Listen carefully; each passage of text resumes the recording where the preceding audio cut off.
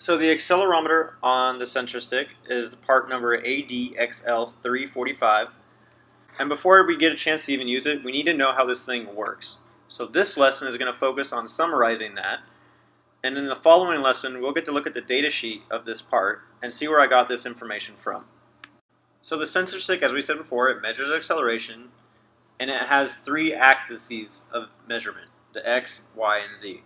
We're going to use I2C to communicate with it, and then it has a slave address. It's a hexadecimal value of 53. And again, it's hexadecimal.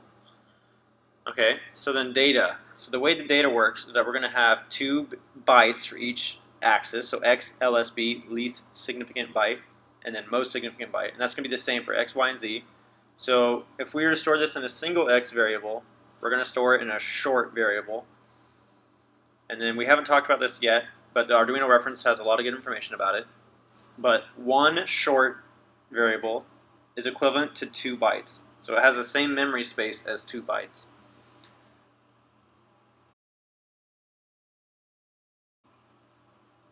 So again, each byte, so least significant byte, most significant byte, are 2 bytes.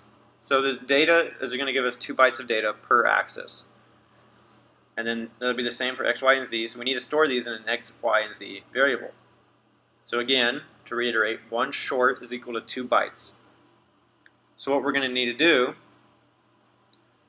is we're going to create some short variable for the axis. It'll be like the final number.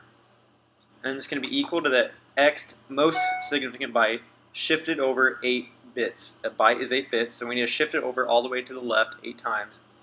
And then we can add in the least significant bit. So a way to visualize this is if we have X, LSB, so if this was some random byte we had, and then the other byte we had, so this is just representing the X variable, remember.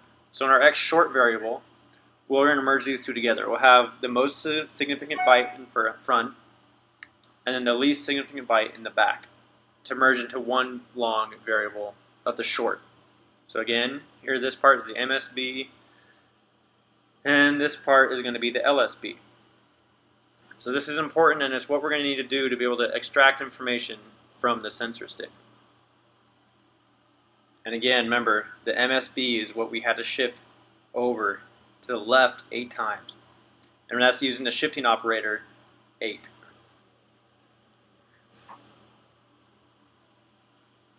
Alright, so the steps to using it, we're going to have to power it.